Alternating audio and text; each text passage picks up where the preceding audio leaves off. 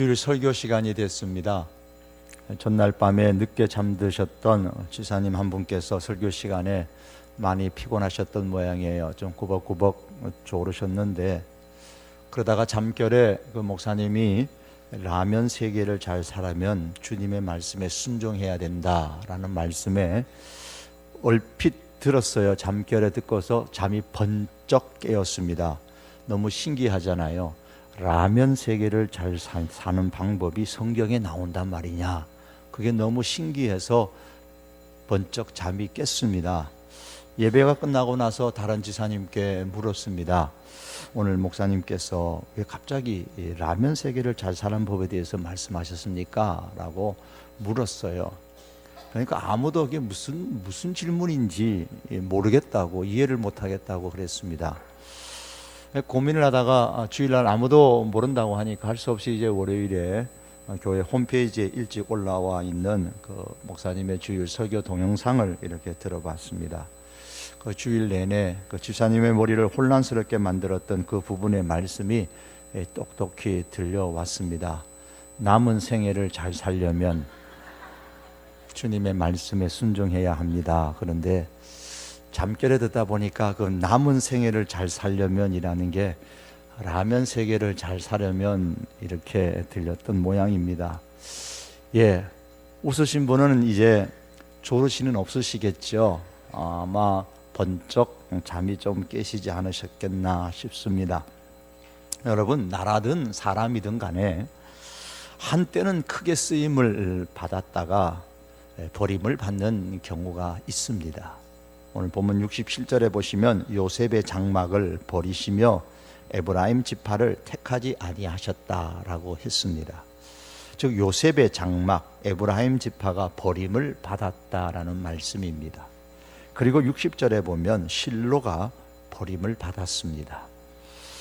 요셉의 장막을 버리시고 에브라임 지파를 택하지 않으셨다는 이 말씀을 이해하려면 먼저 하나님께서 그들을 어떻게 귀하게 여기셨고 택하여 쓰임을 받게 하셨는지를 봐야 됩니다.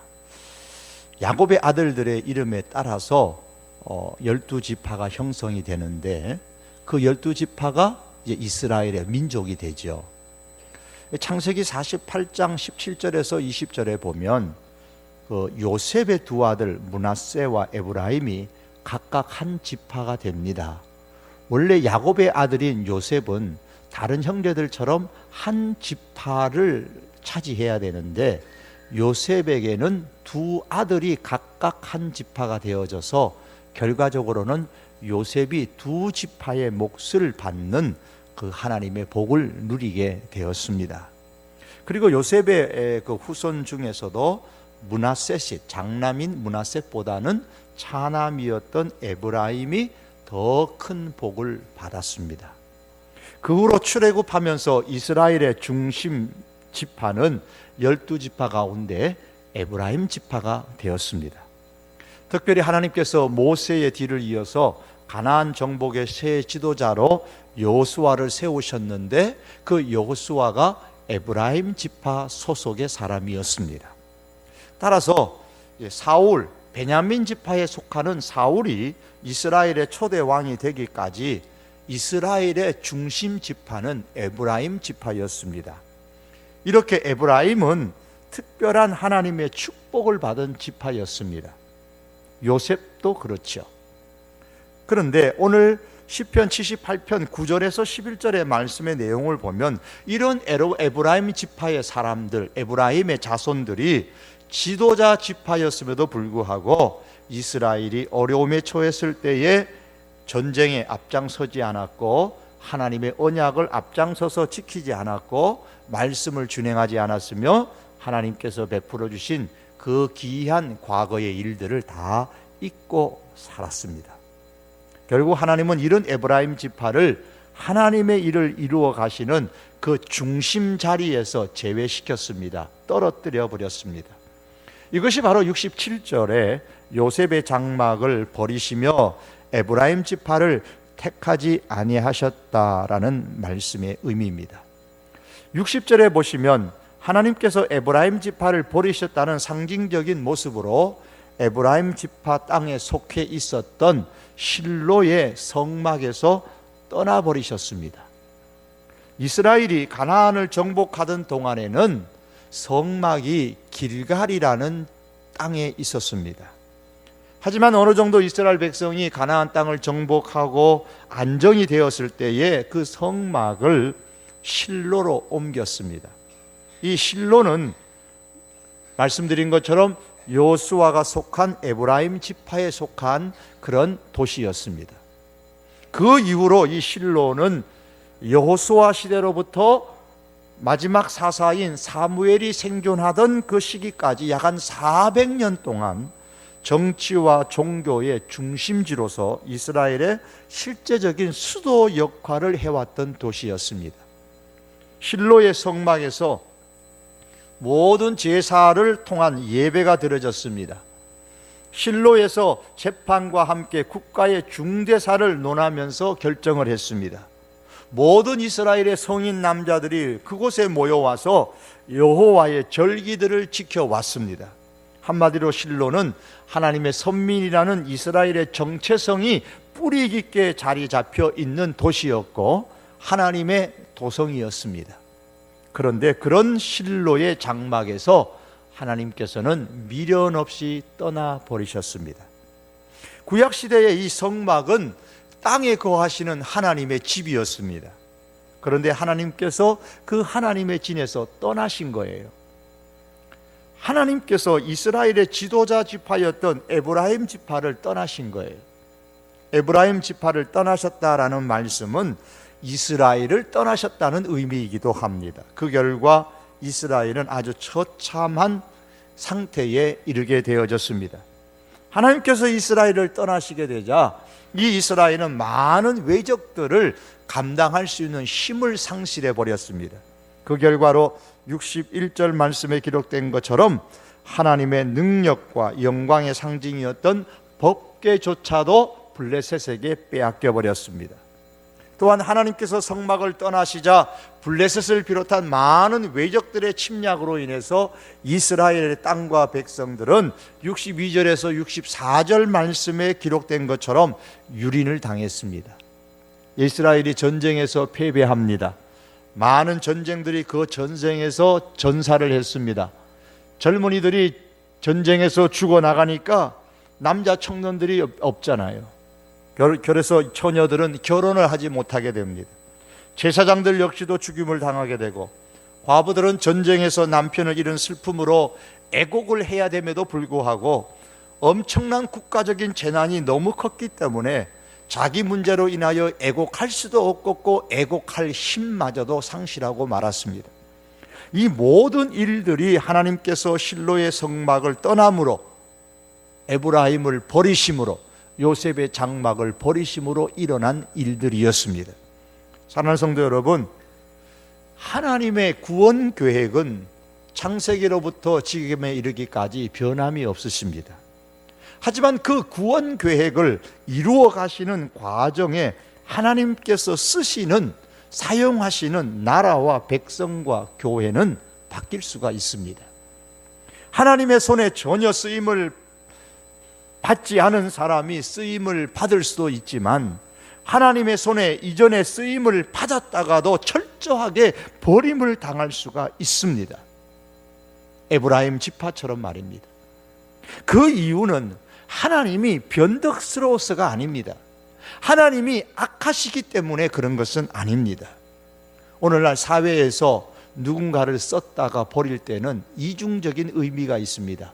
버리는 사람이 나쁠 수도 있고 또한 그렇게 버림을 받는 사람이 나빠서 버림을 당할 수도 있습니다. 그러나 하나님과 사람들의 관계는 그렇지 않습니다. 하나님은 악하지도 않으시고 변덕스럽지도 않으십니다.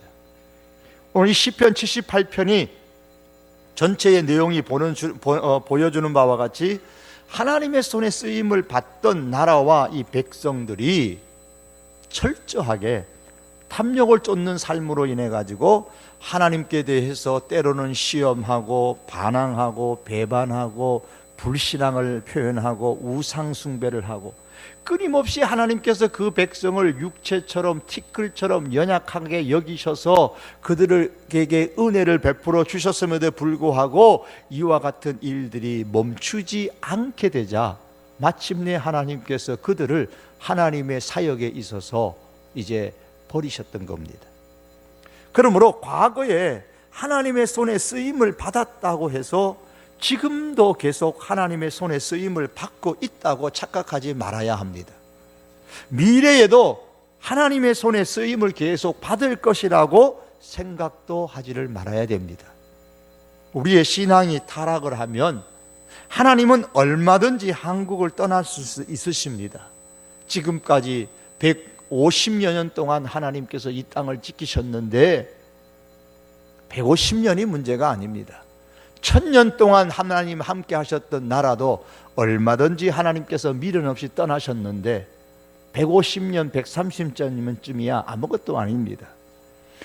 실로의 장막을 떠나시듯 한국의 교회를 하나님은 떠나실 수가 있으십니다. 교회의 화려함이 하나님께는 아무것도 아닙니다. 사람이 보기에 화려한 것이지 하나님은 거기에 어떤 중요성을 부여하지 않으십니다.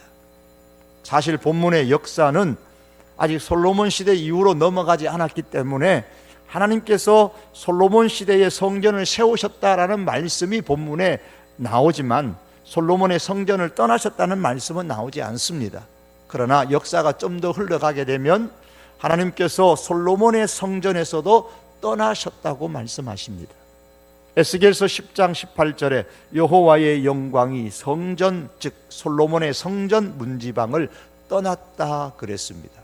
그로 인하여서 이 이스라엘이 남쪽 유다도 바벨론에 의해서 멸망을 당하게 되는 것이죠. 하나님은 이렇게 성전에 미련이 없으셔요. 하나님께서 그 성전에 거하시겠다고 하며 귀중하게 여기시는 이유는 단 하나입니다. 그의 백성들의 신앙 때문에 그렇습니다. 따라서 하나님의 백성이 하나님을 배반하고 반항하고 불신앙적인 삶을 살아서 하나님을 떠날 때는 언제든지 하나님께서도 그 성전을 떠나가십니다. 실로의 성막도 떠나셨고 솔로몬의 성전도 떠나셨습니다.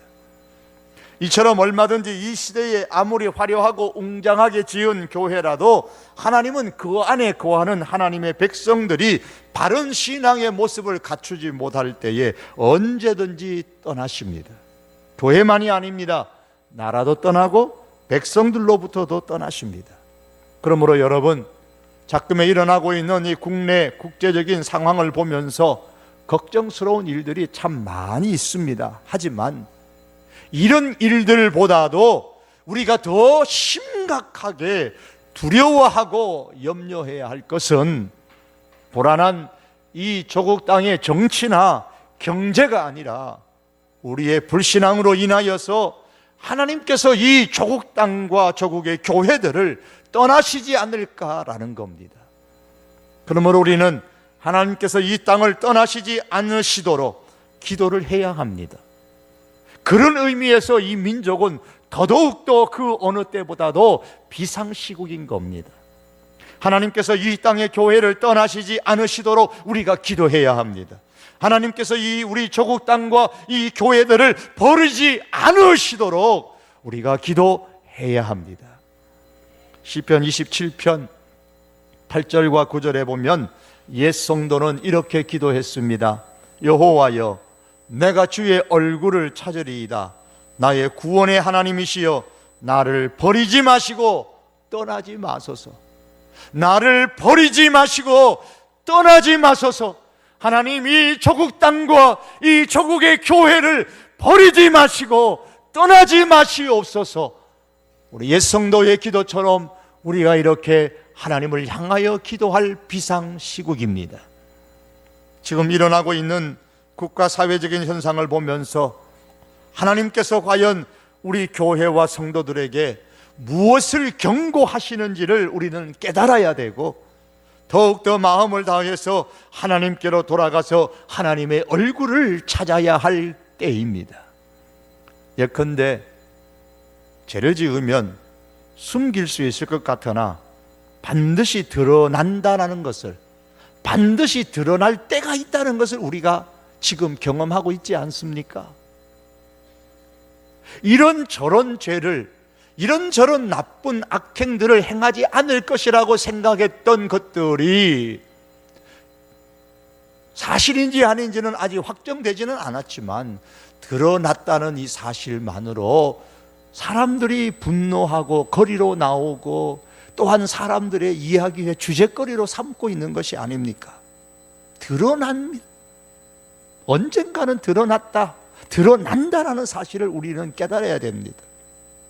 숨김 악행이 사람에게도 이렇게 드러나는데 하나님 앞에서는 숨김없이 더 명명백백하게 드러날 것이라는 이 사실을 우리가 깨달아야 됩니다. 그리고 우리는 우리의 삶을 깊이 한번 이 사실 속에서 자신을 돌아볼 수 있는 기회로 삼아야 합니다. 하나님은 에브라임 지파를 떠나서 그를 철저하게 버리셨고 그 대신에 유다 지파와 시온산을 택하셨습니다. 68절의 말씀입니다. 오직 유다 지파와 그가 사랑하시는 시온산을 택하시며, 그리고 69절에 보면 그 시온산의 성소를 산이 높음 같이 그렇게 높이 지으셨다 했습니다. 이것은 솔로몬 시대에 예루살렘에 세운 성전을 의미합니다. 하나님께서 에브라임 지파가 아니라 유다 지파를, 에브라임이 아니라 다윗을 택하셨습니다. 70절의 말씀처럼 그의 종 다윗을 택하시되 양의 우리에서 취하셨다고 했습니다. 사랑하는 성도 여러분, 이스라엘의 조상들 가운데 요셉과 여호수아의 은혜를 입지 않은 이스라엘 사람들이 없었습니다. 요셉이 없었더라면, 요셉이 은혜를 베풀지 않았더라면 어떻게 이스라엘의 민족이 형성될 수 있었겠으며, 어떻게 그 형제들이 그 가난과 흉년 속에서 살아날 수가 있었겠습니까? 따라서 모든 이스라엘 사람들은 다 그의 후손 요셉의 자손인 에브라임의 지파를 주목했습니다. 그리고 에브라임 지파 땅에 있던 그 실로의 장막을 주목했습니다. 그런데 하나님은 모든 이스라엘 사람들이 에브라임 지파를 주목하고 있었을 때에, 그리고 초대 왕이었던 베냐민 지파를 주목하고 있었을 때에 하나님은 유다 지파를 주목하셨습니다. 이새의 집을 주목하셨습니다. 그리고 사무엘이 이새의 곁에 둘러앉아 있는 이새의 아들을 주목하고 있었을 때에 하나님은 들판에서 양들 가운데 혼자 양을 지키고 있었던 다윗을 주목하시고 그를 선택하셨습니다. 사무엘하 16장 5절에 보시면 그 당시에 대선지자인 이 사무엘이 베들레헴에서 제사를 드리는데 특별히 이새와 그의 아들들을 초청했습니다. 왜냐하면 왕으로 새로운 사람을 기름 붓기 위해서였습니다. 이새와 그 아들들이 다 그 제사에 참석을 했는데 다만 다윗만이 들판에 혼자 남아 양들을 지키고 있었습니다. 다 가버리면 양은 누가 키웁니까? 누가 지킵니까? 양을 지키는 일은 누군가는 해야 할 일이었습니다. 그런데 왜 하필이면 그 힘든 일을 내가 해야 하느냐에 대해서 사람들은 불평하고 원망합니다. 어려운 일은 누군가가 해야 돼요. 힘든 일 누군가를 해야만 합니다. 그것은 다 인정을 합니다. 문제는 하필이면 그 어렵고 힘든 일을 왜 내가 해야 되냐는 거예요. 사람들은 멋진 양복을 입고 아름다운 한복을 입고 잔치상에 둘러앉아서 희희낙낙하며 웃고 그렇게 함께 지내는 것 좋아합니다. 그런데 그 시간에 그 누가 부엌 한쪽 구석에 앉아갖고 남이 먹은 그릇을 닦고 설거지하고 싶은 사람이 있겠습니까? 누군가는 설거지를 해야죠. 다 압니다. 다 인정합니다. 그렇지, 누군가는 설거지를 해야지. 그런데 난 아니야 라는 거예요. 난 아니야. 누군가는 해야 되는 것을 인정하지만 왜 하필이면 그것이 나여야 하느냐는 거예요. 누군가는 양들을 지켜야 되는데 왜 하필이면 다윗이 나냐는 것이죠. 그러나 다윗은 그로 인하여서 하나님을 원망하지 않았습니다. 다윗은 묵묵히 자기에게 맡겨진 양들을 혼자서 지켰습니다. 하나님은 그런 다윗을 주목하셨고 그를 하나님의 마음에 합한 사람이라고 인정하셨습니다. 사랑하는 성도 여러분, 하나님의 사역을 하는 가운데 음지에서 사람들의 눈에 띄지 않게 사역해야 될 경우가 있습니다. 크게는 나라에, 작게는 우리 교회 안에서도 음지의 일은 있기 마련입니다. 그리고 그 음지에서 일하시는 분들은 사람들의 눈에 띄지를 않습니다. 양지에서 일하시는 분들만 사람들의 눈에 잘 띄죠. 그러나 하나님께서는 양지인가 음지인가를 구분하지 아니하시고 누가 하나님의 마음에 합한 사람인가에 대하여 눈여겨보십니다. 그런 하나님의 눈에 띌 수 있는 우리들이 될 수 있기를 바랍니다. 하나님께서 다윗을 택하셨다는 이 말씀은 하나님의 입장에서 보면 다윗을 택하신 것이요, 다윗의 입장에서 보면 다윗이 하나님의 부르심을 받은 것입니다. 하나님께서 사람을 부르실 때는 세 부류의 부르심으로 사람을 부르십니다. 첫 번째는 구원을 주시기 위하여 우리를 부르십니다. 그러므로 내가 구원을 받았다라는 것은 하나님께서 나를 하나님의 자녀로 불러주셨다는 것을 의미합니다. 하나님의 부름이 없이는 우리는 결코 구원에 이를 수가 없습니다. 둘째로 우리를 거룩으로 부르십니다. 거룩은 하나님의 속성입니다. 불러주신 하나님께서는 우리 성도들과 교제를 나누시기 위하여서 우리가 거룩하기를 원하십니다. 즉 하나님의 자녀로서 세상의 사람들과는 구별되게 살라고 우리를 부르십니다. 그리고 마지막 세 번째는 사역으로 우리를 부르십니다. 하나님은 하나님의 일을 하나님의 사람들을 통해서 이루어 가십니다. 이를 위해 하나님의 사람들을 사역으로 부르십니다. 여러분, 우리는 이러한 하나님의 삼중적인 이 부르심에 순종할 수 있어야 합니다. 구원으로의 부르심에는 우리가 거역할 수 없는 강권적인 하나님의 역사와 성령의 역사하심이 있습니다. 그래서 그 강권적인 하나님의 부르심에 우리가 거절할 수 없이 예하고 우리가 하나님을 믿게 되는, 예수님을 믿게 되는 때가 있습니다. 하지만 거룩으로의 부르심과 사역으로의 부르심에는 우리가 그 부르심을 깨닫고 자발적으로 순종하기를 원하십니다. 2017년에 내가 어떤 사역을 할 것인지에 대해서 도움을 주기 위해서 우리 지난 주일부터 사역 박람회를 열었습니다. 처음 여는 것이라서 미숙한 점도 있고 아직 부족한 것도 있지만 오늘도 계속 열릴 것이고 또 아마도 다음 주일까지 열리지 않을까 싶습니다. 세밀하게 살펴보시고 하나님께서 부르시는 그 사역에 자발적으로 순종할 수 있는 그런 기회로 삼을 수 있기를 원합니다. 하나님은 다윗을 구원으로 부르셨습니다. 그리고 이제 다윗을 사역으로 부르셨습니다. 구원으로 우리를 하나님께서 불러주셨다면 반드시 하나님은 우리를 그 다음에 사역으로 부르십니다. 이스라엘의 지도자로 이 다윗을 세우시고 그에게 하나님의 일을 하게 맡기셨습니다. 사도행전 13장 22절에 보면 다윗을 왕으로 세우시고 내 뜻을 다 이루리라 그러셨어요. 하나님께서 다윗을 왕으로 세우시고 하나님의 뜻을 이루도록 사역으로 다윗을 부르셨습니다. 하나님께서 다윗에게 맡기신 사역은 71절 오늘 본문 끝에 보면 이스라엘 백성을 기르는 것입니다. 다윗이 어떻게 합니까? 하나님께서 맡기신 사역을 잘 감당을 하는데 72절 중간에 보면 그것을 기르고 끝에는 그들을 지도하였도다 라고 했습니다.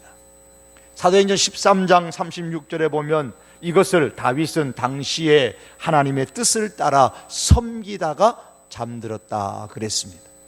다윗은 당시에, 즉 자기의 전생애 동안에 하나님의 뜻을 따라서 섬겼습니다. 하나님이 사역으로 부르셨을 때에 그 사역을 잘 감당했다라는 말입니다. 예수님께서도 마지막 기도를 하시면서 요한복음 17장 4절에서 아버지께서 내게 하라고 주신 일을 내가 이루었습니다 그랬어요. 하나님 아버지께서 내게 하라고 주신 일 내가 다 이루었다고 말씀하셨습니다. 사랑하는 성도 여러분, 하나님으로부터 구원으로 부르셨다면, 하나님께서 나를 구원으로 하나님의 자녀로 부르셨다면 틀림없이 하나님은 우리를 사역으로 부르십니다. 하나님의 자녀가 놀고 지내는 것을 하나님은 볼 수 없으십니다. 그 어떤 환경을 통해서 혹은 그 누군가를 통해서 하나님께서 사역으로 부르십니다. 그것이 어떤 일이든 하나님은 우리를 부르십니다. 그때의 그 부르심에 순종하여서 하나님의 사역을 잘 감당할 수 있는 하나님의 자녀들이 될 수 있기를 바랍니다. 여러분, 우리가 111 기도 릴레이 합시다. 나는 힘이 없어요. 나는 이제 나이가 많아서 할 일이 없어요. 교회가, 하나님께서 우리 교회를 통하여 여러분을 기도의 자리로, 기도의 사역으로 부르시는 겁니다. 그런 사역들의, 기도의 이 사역들에 여러분이 함께 동참할 수 있기를 바랍니다. 오늘 본문 72절에 보면 다윗은 두 가지를 가지고 하나님의 사역을 잘 감당했습니다. 따라서 우리도 역시 다윗이 사용했던 이 두 가지의 원리를 우리의 사역에 적용해서 하나님께서 주신 사역을 감당할 수 있기를 바랍니다. 첫째로, 하나님의 사역은 성실함으로 수행해야 됩니다. 72절에 보면 마음의 완전함으로 기르고 그랬습니다.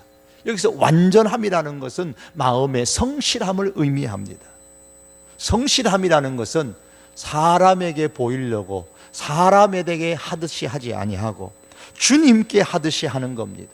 주님께 보이려고 주님께 하듯이 하는 것이 성실한 겁니다. 이런 면에서 어떤 사람은 이 완전함을 해석하기를 아무도 보지 않을 때의 자신의 모습이라 그랬습니다. 보는 사람이 없어도 오직 하나님께서 맡겨주신 사명인 줄 알고 하나님만 바라보며 성실하게 주어진 사역을 감당하는 그런 하나님의 백성들이 될 수 있기를 바랍니다. 이것은 교회의 일뿐만 아니라 우리 사회에서 내게 주어진 일을 감당할 때도 역시 마찬가지입니다. 또한 하나님의 사역은 능력을 가지고 수행해야 합니다. 72절 하반절에 보시면 그의 손에 능숙함으로 그들을 지도하였다 그랬습니다.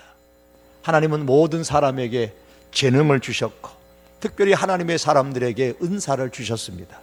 그러므로 우리는 하나님께서 주신 이 재능과 은사를 가지고 하나님께서 우리를 향하여 주셨던 그 일을 잘 수행을 해야 됩니다. 이것이 능숙함으로 일하는 것입니다. 나의 재능과 은사가 무엇인지 잘 모르면 내가 좋아하는 일, 내가 하고 싶어 하는 일이 무엇인지를 스스로 자신에게 물어보시고 그 일을 먼저 시작하시기를 바랍니다. 1년을 섬기시고 2년을 섬기시면 하나님께서 정말 나에게 어떤 사역으로 부르시는가를 우리가 깨달을 수가 있습니다. 이 일들을 통해서 하나님의 큰 일들을 감당할 수 있는 우리들이 되기를 바랍니다. 이제 말씀을 맺겠습니다. 사랑하는 성도 여러분, 우리가 걱정해야 할 것 산적해 있습니다. 나라의 일도 현재의 이 사회의 일도 걱정해야 되고 이런 정치 경제의 불안으로 인하여서 우리가 다니고 있는 직장이나 사업도 역시 걱정할 일이 있을 것입니다. 그러나 이 모든 것보다도 우리가 더 걱정해야 될 큰 것은 우리의 불신앙으로 인하여서 하나님께서 이 땅을 버리시고 이 조국 땅을 떠나시지 않도록 하는 겁니다. 그러므로 우리는 하나님께서 이 땅을 버리지 않으시도록, 떠나지 않으시도록, 하나님께서 우리 조국과 백성을 택하여 사용을 하시도록 하나님의 얼굴을 찾아서 기도하며 우리의 조국과 교회들을 위해 기도할 수 있기를 바랍니다. 기도할 수 있는 기회로 삼으시기를 바랍니다. 특별히 지금 일어나고 있는 이 국가 사회적인 현상을 보면서 하나님께서 우리 나라와 교회와 우리 성도들을 향하여서 무엇을 경고하시는지를 깨닫고 우리가 마음을 찢고 하나님을 찾는 기회로 삼을 수 있기를 바랍니다. 또한 구원으로 우리를 부르신 하나님께서 반드시 우리를 사역으로 부르실진데 하나님께서 그 누군가를 통하여 그 어떤 환경을 통하여 우리를 그 어떤 사역으로 부르실 때에 기꺼이 하나님, 제가 하나님의 사역에 부르심에 성실함으로 내 재능과 은사를 다해서 섬기겠습니다, 이렇게 고백하며 하나님의 사역의 부르심에 대하여 순응할 수 있는 하나님의 사람들이 될 수 있기를 주님의 이름으로 축복합니다. 기도드리겠습니다. 존귀하신 우리 하나님 아버지, 구원으로 불러주신 우리 하나님 아버지 감사합니다. 우리를 사역으로 부르실 때도 하나님, 주여 우리가 깨닫게 하여 주시고 우리 하나님께 감사함으로 잘 순종할 수 있게 하시고 성실함으로 또한 능숙함으로 잘 순종할 수 있는 저희들 되게 하여 주시옵소서. 주여, 이 사회가 불안한 정치 경제로 말미암아 많이 힘들어하고 있습니다. 주님, 그보다도 더 중요한 것은 하나님께서 우리들의 신앙의 타락으로 말미암아 조국 땅을 떠나실까, 아니 이 조국 땅을 버리시고 사용하지 아니하실까, 주님, 이것이 더 염려스럽습니다. 주여, 원하건대 우리의 연약함과 우리의 불신앙을 긍휼히 여기시고 불쌍히 여기시며 용서하여 주옵시며 마음을 찢고 하나님을 찾는 이 조국의 교회들이 되게 하시고 우리들이 되게 하여 주시고 이와 같은 기도할 비상시기임을 우리가 깨닫게 하시고 주께로 더 모여들며 하나님 앞에 기도함으로 말미암아 다시 한번 하나님의 손에 쓰임받는, 하나님의 사역에 쓰임받는 이 조국 땅이 되게 하시고 민족이 되게 하여 주시옵시고 우리 성도 교회가 되고 저희들을 되게 하여 주시옵소서. 예수님의 이름으로 기도하옵나이다. 아멘.